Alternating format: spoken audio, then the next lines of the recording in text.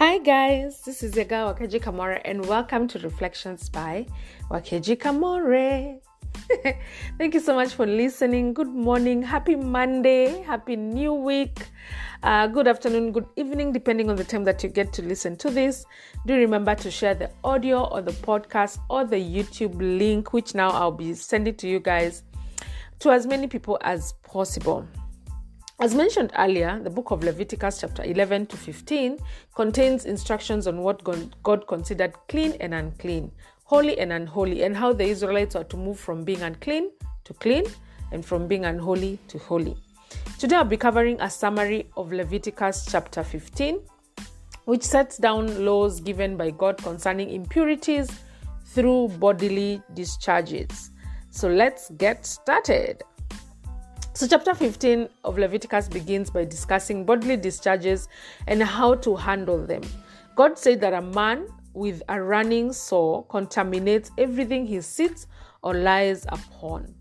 More than this, whoever touched anything the man had touched was also unclean.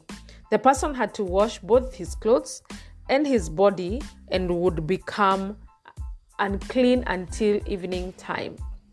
If the man with a running sore even puts his hand on a vessel, the vessel would be shattered or destroyed. Any wood he touched would have to be rinsed off. But after the man was cured of the running sore, he must wait 7 days, then wash himself and his clothes before he was considered to be clean again. On the 8th day, the cleansed man would be required to go to the priest in the temple and hand over 2 young pigeons or turtle doves. The priest would then offer them up as an atonement for the man's state of uncleanliness. God also told Moses and Aaron in Leviticus chapter 15 that every piece of cloth or skin that has seminal fluid on it must be washed. The skin and clothing would be considered unclean until evening. A woman who had been with a man was to bathe and also be considered unclean until evening. A menstruating woman would also be unclean and would be separated from the general population for 7 days. Oh wow, that's harsh. But I get it. But the guidelines that applied to the woman with a running sore also applied to the the guideline that applied to the man with a running sore also applied to the menstruating woman. She too must wait for 7 days after the end of her menstruation until she was considered clean again. She must also bring 2 turtle doves to the priest afterwards to be offered up. At the end of Leviticus chapter 15, God offers his reasonings for these guidelines. These laws were designed to keep the holy tent consecrated and clean. If the holy tent was defiled, God said the Israelites would have to die. Wow. All right. So again, this is just my takeout. Again, I want us to notice that a person became unclean, not necessarily because of their immorality, but just from living daily life. The message of these 5 chapters, especially the chapter that we've just read, is that by being human and living the human life, you are defiled, and we are people in need of holiness if we are going to be in God's presence. And that is achieved, the holiness to be in God's presence is achieved by atonement through sacrifice. And that is the only way to achieve it.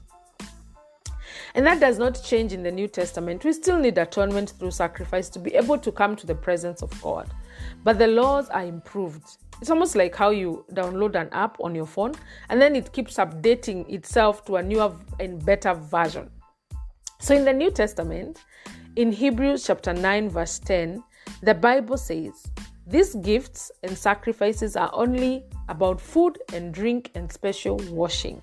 And this is in reference to all the laws in Leviticus that to be sanctified, the only thing you needed to do was to have something sacrificed, give a fruit offering, or wash yourself in a certain manner. That is what the Bible says. These gifts and sacrifice are only about food and drink and special washing. They are only rules about the body. God gave them for those people to follow until the time of his new way.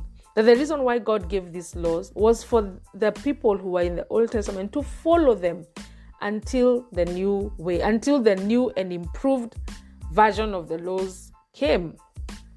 Also, it continues to tell us about the new way in verse 13 and verse 14. This is Hebrews chapter 9, verse 13 all the way to 15. It says, the blood of goats and bulls and the ashes of a cow was sprinkled of those that were no longer pure enough to enter the place of worship. The blood and ashes made them pure again, but only their bodies. So surely, the blood sacrifice of Christ can do so much more. Christ offered himself through the eternal Spirit as a perfect sacrifice to God. His blood makes us completely clean from evil that we have done, and it gives us a clear conscience so that we can worship the living God. And then it continues in verse 15 and says, so Christ brings a new agreement from God to his people. He brings this agreement so that those who are chosen by God can have the blessings God promised, blessings that last forever. This can happen only because Christ died to free people from the sins committed against the commands of the first agreement.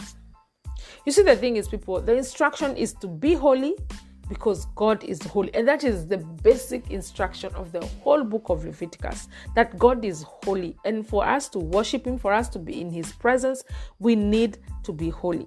And without this holiness, we cannot go to God's presence. So Christ offered himself as a perfect sacrifice to God. His blood makes us completely clean from the evil that we have done. And it gives us a clear conscience. It purifies us so that then we can worship and we can be at the presence of God. So in the New Testament, accepting Christ and the works of the cross is what makes us holy, and it's what makes us clean. This is your girl, Wakeji Kamore, and this has been Reflections by Wakeji Kamore.